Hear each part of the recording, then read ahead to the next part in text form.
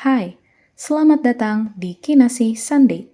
Ini waktunya kamu untuk relaksasi dari hari yang penat atau kerjaan yang numpuk.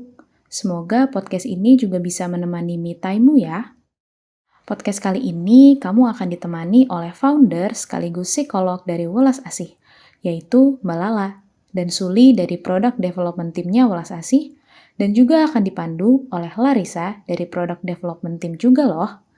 Episode kali ini akan membahas tentang mengetahui pentingnya kesehatan mental dan pentingnya pergi ke psikolog. Yuk, simak dan dengarkan terus ya.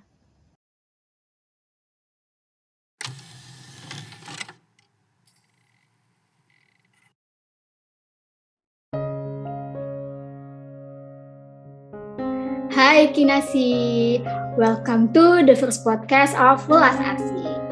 Kami berharap podcast ini bisa membantu teman-teman untuk mendapatkan insight baru dan juga memotivasi teman-teman Kinasi untuk lebih berdaya dengan Welas Asih. Oke, jadi perkenalkan aku Larissa dari tim Welas Asih. Di sini aku juga bersama Mbak Lala sebagai founder dan psikolog dari Welas Asih. Halo Mbak Lala. Halo Larissa. Halo Mbak. Oke, aku juga bersama dengan tim dari Product Development. Ini teman aku juga. Ada Suli di sini. Halo Suli. Halo Larissa. Oke, sebelumnya terima kasih ya Mbak Lala dan Suli atas waktu dan kesempatannya kita bisa sharing nih di podcast pertama kita ini. Jadi, podcast ini kita akan bahas tentang mental health. Tentang kita mau sama-sama nih bareng-bareng nambah pemahaman kita tentang mental health. Kita bisa lebih tahu gitu betapa pentingnya mental health dan juga betapa pentingnya kita untuk sharing, ibaratnya sharing atau berkonsultasi ke tenaga ahli atau di sini bisa dibilang psikolog gitu. Mungkin dari Mbak Lala nih bisa kasih pendapatnya tentang mental health itu apa sih Mbak, dan seberapa pentingnya sih untuk kehidupan kita sehari-hari? Oke Larissa, nah mental health itu sendiri yang perlu kita tahu bahwa itu merupakan komponen penting ya dari kesehatan secara keseluruhan nih. Jadi nggak hanya nih sehat fisik, tapi juga sehat mental. Nah kalau menurut WHO, kesehatan adalah keadaan sejahtera fisik, mental, dan sosial yang utuh dan bukan hanya bebas dari penyakit. Nah, kondisi di mana individu menyadari kemampuannya sendiri, dapat mengatasi tekanan hidup yang normal, dapat bekerja secara produktif dan fruitful, dan mampu memberikan kontribusi kepada komunitasnya. Itu adalah definisi dari kesehatan mental menurut WHO. Gitu sih, Larissa. Oke Mbak, aku kalau misalnya mau nanya bentar dari kutipan Mbak nih, berarti kalau misalnya kita ngerasa ada yang kurang dari 4 itu atau kayak dari 4 itu nih kita nggak full nih gitu kan, berarti perlu dipertanyakan gitu ya Mbak ya, kesehatan mental kita seperti apa gitu. Nah, karena kesehatan mental itu kan bukan sesuatu yang hitam putih ya Larissa, kayak kalau nggak ada satu terus artinya kita nggak bisa ngapa-ngapain atau kita artinya sakit gitu. Bukannya seperti itu, tapi lebih ke seperti spektrum gitu. Jadi mungkin di hari ini Larissa lagi nggak mood ngapa-ngapain, terus kamu jadi nggak produktif gitu kan. Oh ya mungkin simply kamu lagi butuh istirahat untuk mentalmu gitu, dan itu nggak apa-apa kan gitu. Mungkin aja nih besoknya Larissa bisa kerja lagi, bisa kuliah lagi, kayak gitu sih. Jadi ketika ada salah satu yang mungkin nggak lengkap gitu, nggak apa-apa, tapi perlu disadari, perlu dicek lagi, oh apa nih yang sepertinya kurang dan apa yang perlu aku lakukan untuk mengatasi hal ini. Gitu sih Larissa. Oke, berarti emang saling berkaitan gitu ya Mbak, kalau bisa dibilang antara kesehatan mental kita dan juga itu ngaruh juga ke ketahanan gitu ya, atau kesehatan fisik kita gitu ya Mbak ya. Oke. Nah, ini kalau misalnya menurut Suli nih, Suli ngelihat anak-anak di usia, bukan anak-anak sih aku bilang ya, tapi sepantaran kita gitu Suli yang di usia 20 tahunan, itu gimana sih Suli keadaannya? Apakah mereka udah aware untuk berkonsultasi tentang mental health mereka, atau mereka kayak cuma sekedar ya udah yang penting tahu aja ada yang namanya bipolar, yang penting tahu aja yang namanya depresi. Jadi mereka nggak mengkonsultasikan itu. Mereka cuma berdasarkan konten-konten edukasi yang ada di berbagai platform gitu. Nah, ini sih lah yang harus digarisbawahi. Jadi sangat disayangkan di teman-teman kita di usia-usia yang sepantaran nih dengan kita di generasi 20-an itu ya masih takut untuk pergi ke psikolog untuk ngecek kondisi mentalnya tuh kayak gimana. Karena sekarang ini jujur masih banyak banget stigma yang lo ke psikolog, depresi lo ya, dan lain-lain ya kayak gitu. Jadi kesannya kita tuh pergi ke psikolog itu jadi sebuah aib gitu loh. Padahal dengan kita pergi ke psikolog itu kita jadi aware gitu loh. Kita jadi aware dengan kondisi mental kita, dan juga itu menandakan bahwa kita tuh sayang sama diri kita sendiri gitu. Oke, ibaratnya kalau kasarnya nggak perlu nunggu sakit dulu yuk ke psikolognya gitu ya. Kayak karena kita lebih tahu dini gitu ya, tahu lebih dini itu lebih baik ya Suli ya. Iya, bener banget sih Larissa. Jadi sedini mungkin kalau misalkan kita mengalami hal-hal yang ya sekiranya mengganggu pikiran kita dan menyebabkan kinerja kita di kehidupan sehari-hari jadi menurun, ya kita harus aware dengan kondisi itu. Dan ya aku rasa penting banget sih kalau misalkan kita aware dengan diri kita sendiri tuh. Oke, mungkin aku kalau misalnya aku kan kadang suka kayak menginikan diri ya, kayak baca nih konten edukasi gitu kan. Depresi itu A, B, C, D gitu, ciri-cirinya apa, treatmentnya apa gitu. Terus aku kayak mengiyakan apa yang aku baca gitu. Kayaknya aku ngerasa juga deh apa yang konten ini bilang gitu. Nah, gimana sih Sul kalau dari Suli sendiri nih untuk menanggapi hal-hal yang seperti itu gitu? Wah, ya jelas sih Lar, kita tuh nggak boleh menjudging diri kita sendiri bahwa kita kayak gini ya gitu. Kita nggak boleh self diagnose kayak gitu. Emang sih makin hari itu makin banyak banget suguhan utamanya di sosial media tentang macam-macam gangguan kesehatan, baik itu fisik maupun psikis, terutama gangguan-gangguan psikologi. Ya mulai dari bipolar, kemudian juga sampai gangguan makan. Kadang tuh ya Lar, orang tuh sampai melakukan justifikasi ke dirinya sendiri kalau mengalami hal kayak gitu tuh hanya berdasarkan yaitu mengiyakan ciri-ciri yang sekiranya sama dengan apa yang dia rasakan gitu. Tapi ini tuh bahaya gitu loh. Kenapa bahaya? Karena dari diagnosa itu malah bisa jadi labeling ke diri sendiri. Jadi melabeli diri sendiri kalau dia tuh sedang mengalami gangguan mental. Nah, kalau tanggapanku terkait sosial media sekarang ini, ya mungkin difungsikan aja sebagai edukasi dan reminder gitu kan, agar individu tuh lebih sadar akan pentingnya kesehatan mental. Ingat ya, untuk edukasi, bukan untuk labeling diri sendiri.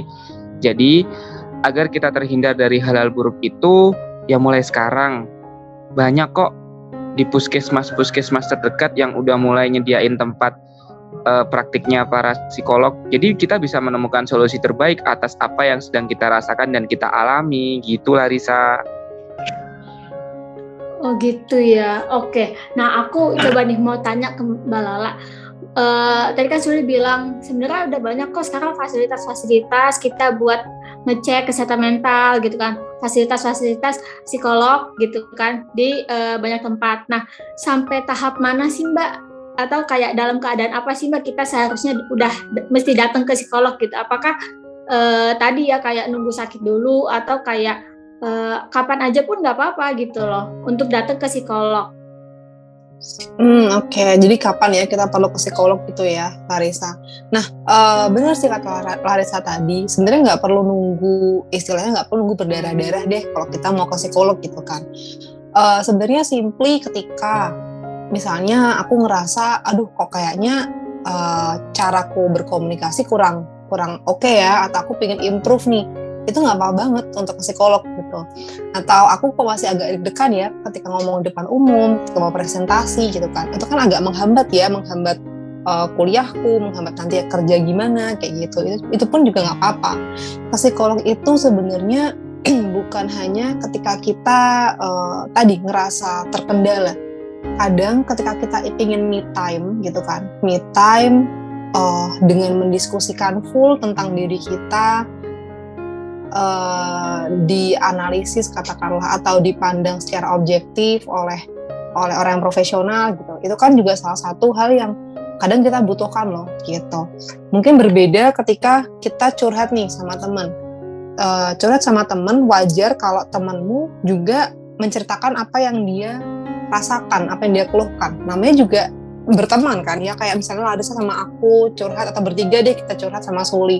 Pasti ada momen ketika Suli juga cerita tentang dirinya, Larissa juga gitu kan. Sedangkan kalau kita ke psikolog, itu purely cuman tentang aku. Memang kadang-kadang kita perlu sih waktu benar-benar untuk diriku sendiri dan berdiskusi kepada orang lain yang sekiranya lebih profesional, yang bisa di bidang itu gitu kan, untuk mendiskusikan tentang diri kita gitu. Bisa untuk improve diri, atau ketika kamu sudah ngerasa ada hal-hal dalam diri kamu yang berbeda gitu. Misalnya ketika tadinya kamu seneng melakukan beberapa aktivitas, kayak misalnya kamu suka olahraga atau kamu suka nonton drakor, tiba-tiba apapun yang kamu lakukan gak ada yang bikin kamu happy gitu. Terus ketika misalnya di kuliah nilaimu jadi turun, terus presentasi deg-degannya kayak apa ya, lebih berlebihan gitu mungkin, atau teman-teman udah mulai komplain dengan dengan kinerjamu, itu pun juga bisa jadi tanda kayak gitu. Sama mungkin yang terakhir ketika orang di relasimu, misalnya bisa pacar, bisa sahabat, teman, keluarga, itu pun juga udah komplain tentang dirimu, kok sekarang gini, sekarang gitu, dan kamu pun mungkin rasanya semua orang nih kayaknya salah ya, kayak semua orang tuh gak ada yang paham aku, orang gak ada yang benar-benar bisa ngerti apa yang aku mau. Nah itu mungkin juga sebagai tanda bahwa apa nih yang ada dalam diriku sehingga rasanya di luar sana tuh salah semua gitu. Itu sih mungkin kurang lebih.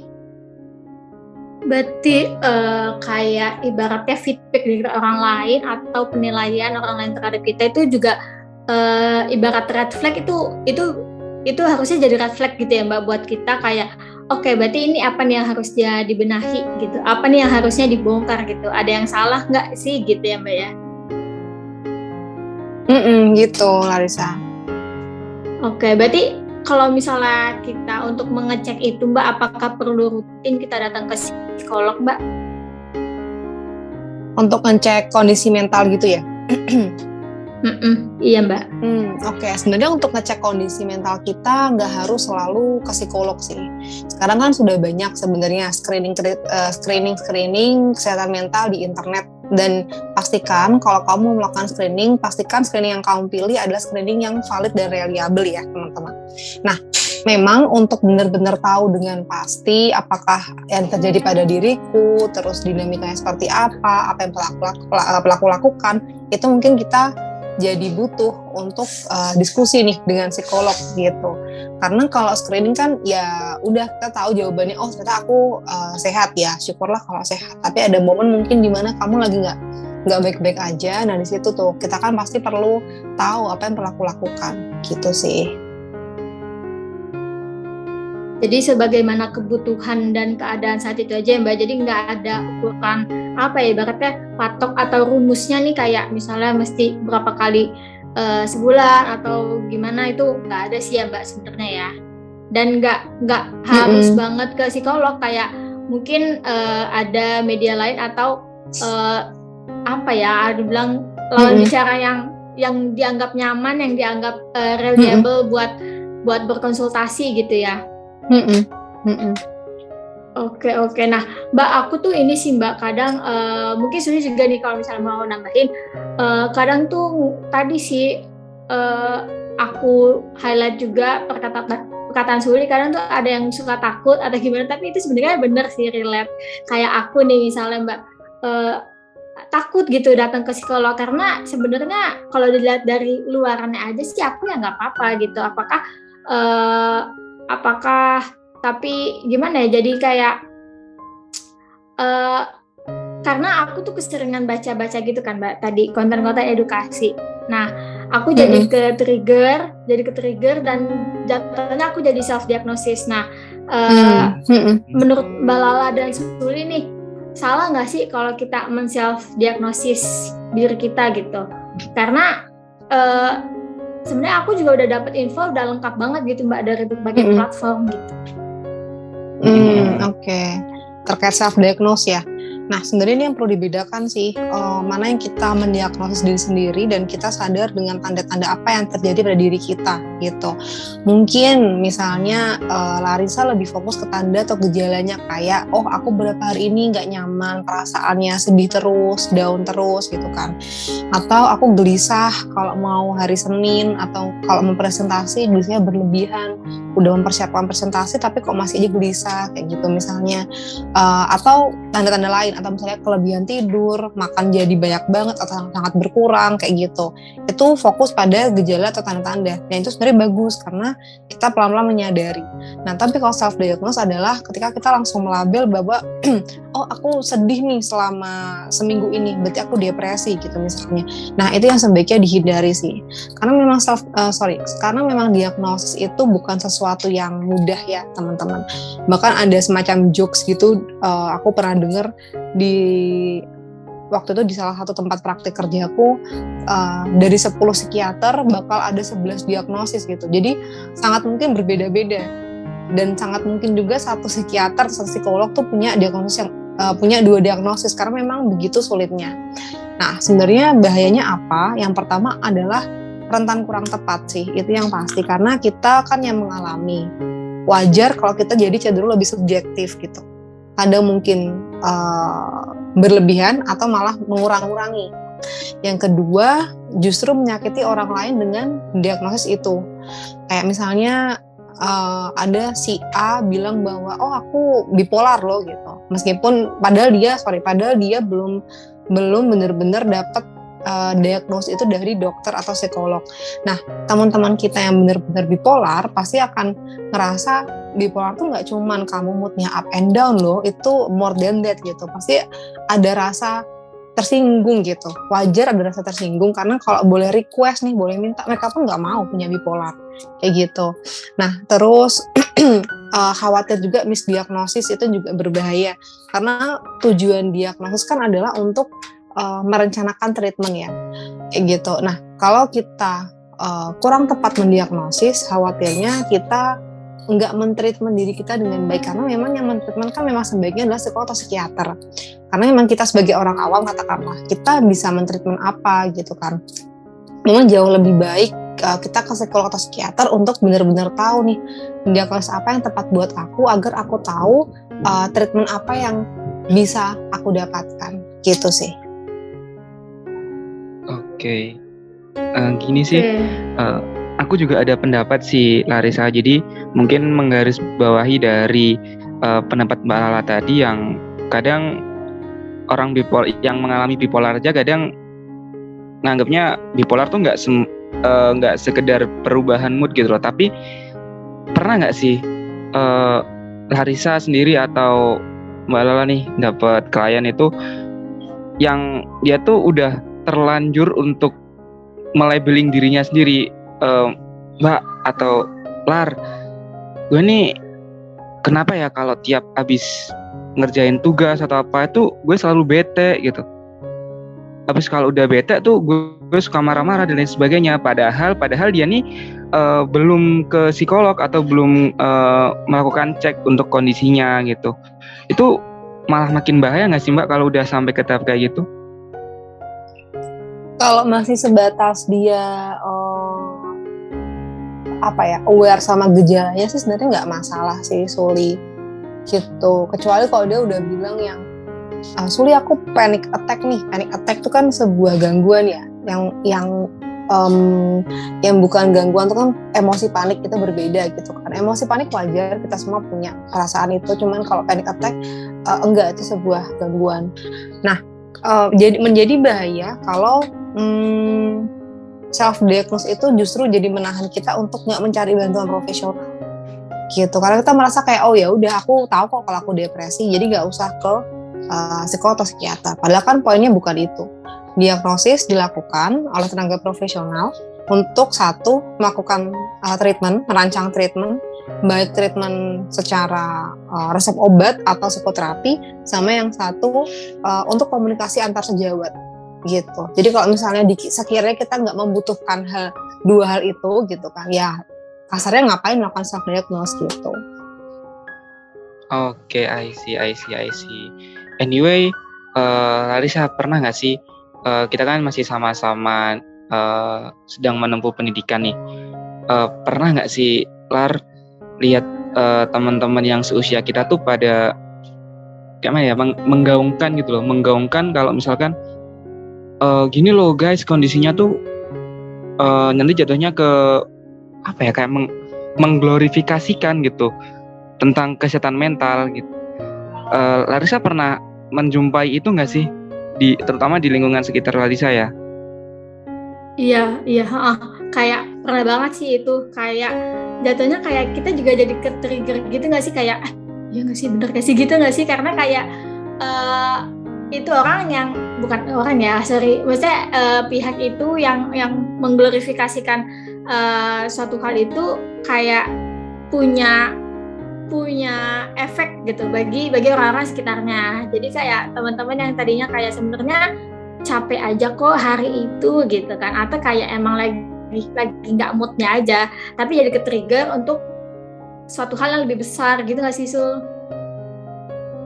Nah iya bener banget nih Lar, kayaknya takut gitu ya kalau misalkan glorifikasi ini malah jadinya kurang tepat, apalagi sekarang nih di sosial media marak banget yang ngasih info ternyata pentingnya jaga kesehatan mental tuh gini ya, ternyata kondisi kesehatan mental yang baik tuh gini ya, malah jadinya tuh gimana ya, menjudgment orang gitu, bukannya malah memberikan edukasi, padahal fungsinya sosial media kan jadi sarana psikoedukasi bagi kita biar kita tuh lebih sadar gitu akan pentingnya kesehatan mental.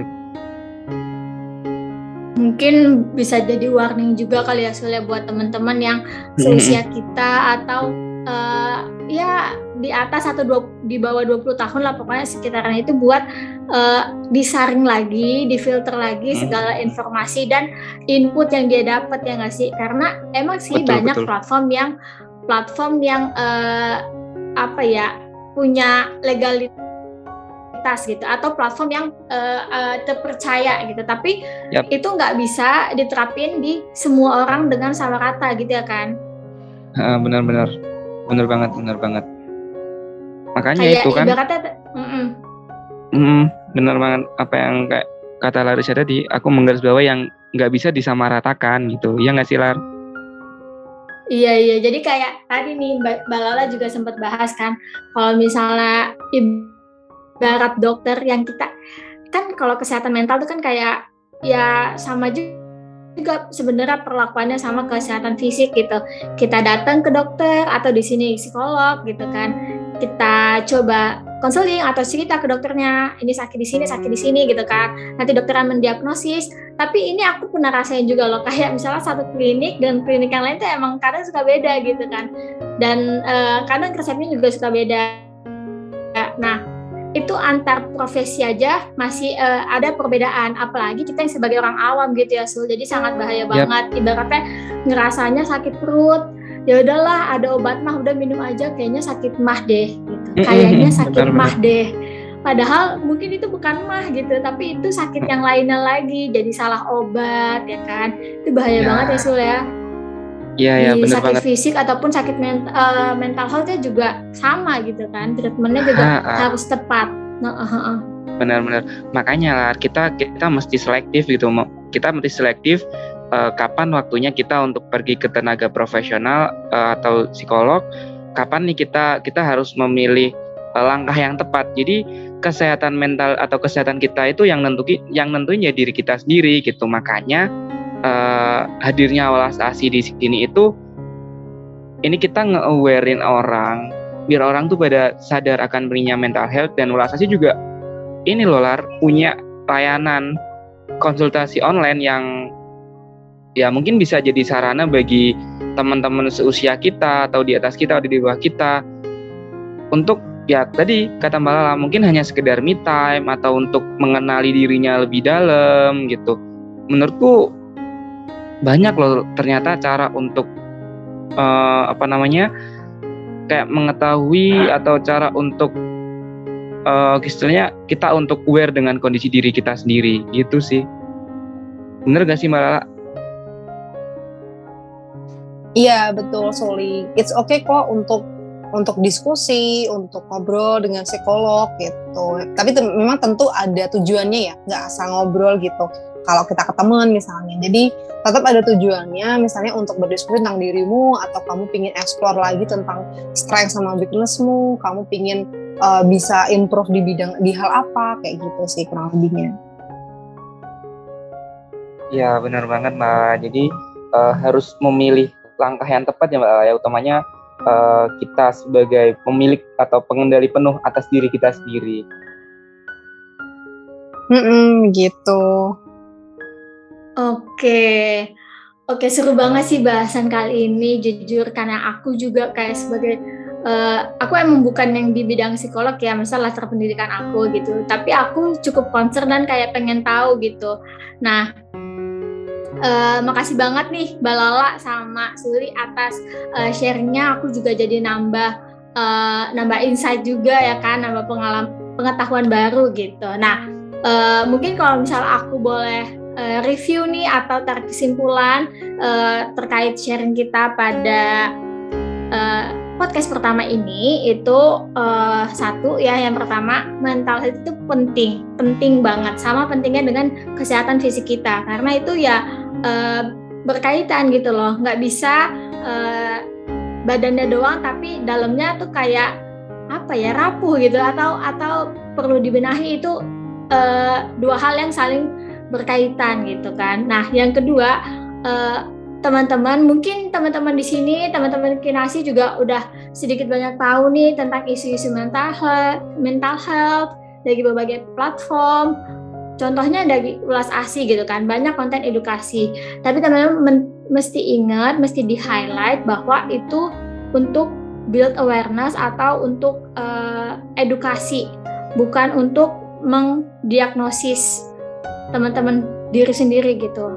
Jadi untuk mendiagnosis atau untuk berkonsultasi lebih lanjut itu sangat diperlukan untuk datang ke tenaga ahli atau ke psikolog gitu. Nah, jadi karena self diagnosis itu bahaya banget. Jadi kita jangan sampai salah treatment. Tadi kalau kata Suli, kita itu sebagai pengendali di atas diri kita sendiri, jangan sampai kita salah ngobatin gitu, jangan sampai kita salah dalam mengatasi segala macam hal yang ada di dalam diri kita sendiri gitu.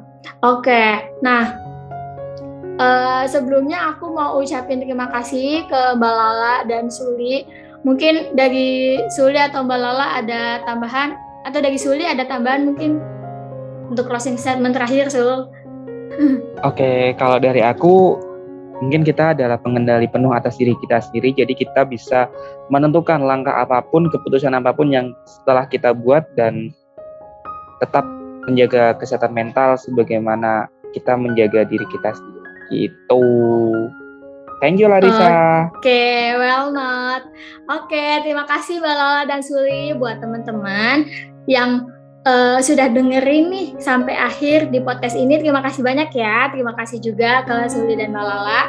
Buat teman-teman Kinasi, jangan lupa untuk stay tune terus di Instagramnya Ulas ASI @ulasasi_id, karena akan banyak banget info-info menarik seputar konten-konten edukasi seputar mental health, ataupun juga tentang konseling-konseling yang sangat menarik. Nah, nanti mulai November kita akan ada konseling kelompok gratis, tapi itu sangat terbatas teman-teman.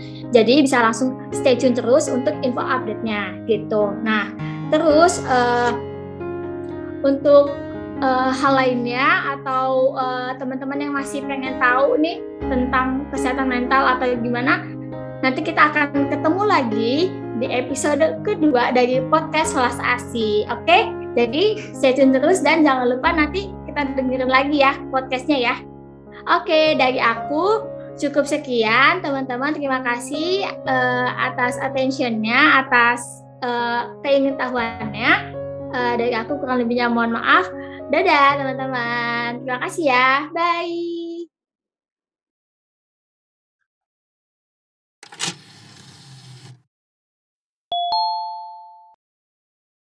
Terima kasih untuk kamu yang telah berkenan mendengarkan podcast ini ya. Gak apa-apa kok kalau hari ini gak berjalan dengan baik. Masih ada hari esok. Mari, lebih berdaya dengan welas asih dan sampai jumpa kinasih di episode berikutnya.